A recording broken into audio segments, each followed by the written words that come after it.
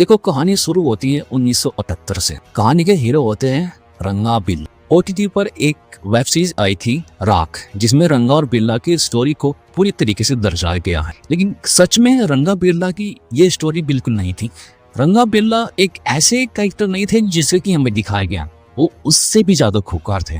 बहुत सारे ऐसे अपराध किए थे जो अभी तक लोगों के सामने आए ही नहीं। सच बताता हूँ, बहुत सारी वेब सीरीज बनती है, लेकिन इस वेब सीरीज ने इन दोनों कैरेक्टर को दिखाकर अपनी एक नई छाप बनाई। लोगों के बीच में इतना बड़ा एक्साइटमेंट का मौका करने के बाद भी लोगों ने इस वेब सीरीज को देखना बंद नहीं किया, और आज भी ओटीटी प्लेटफॉर्म की सबसे one of the best series में से एक मानी जाती है राख सीरीज।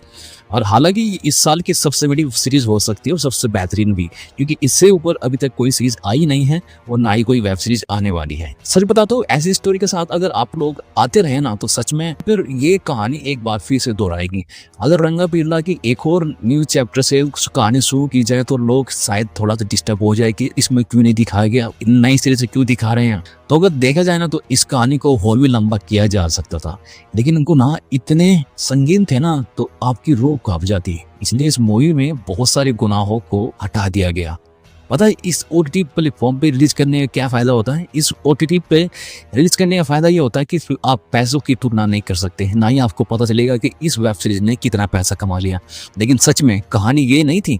इस वेब सीरीज ने काफी अच्छा खासा पैसा कमाया, जैसे कि एक मूवी कमा लेती है, लेकिन इतना बड़ा कलेक्शन खड़ा नहीं कर पाई। लेकिन फिर भी 800 करोड़ रुपए के से आसपास इस राख सीरीज ने कमा लिया है। इसे बहुत लोगों ने देखा, और सच में लोगों के दिल में जो दहशत इसने बैठाई है ना बच्चों को लेकर, सच में एक ऐसे कैरेक्टर को दिखाया गया जो कभी बहुत खूंखार थे, और सच में उन्हें देखकर खुद मुझे भी डर लगने लगा था कि अगर ऐसे शैतान खुले में घूमे तो सच में बच्चों का तो बाहर घूमना मुश्किल हो जाए। वो ऐसे टारगेट नहीं करते थे एक दूसरे के, वो टारगेट करने का उनका नया तरीका था।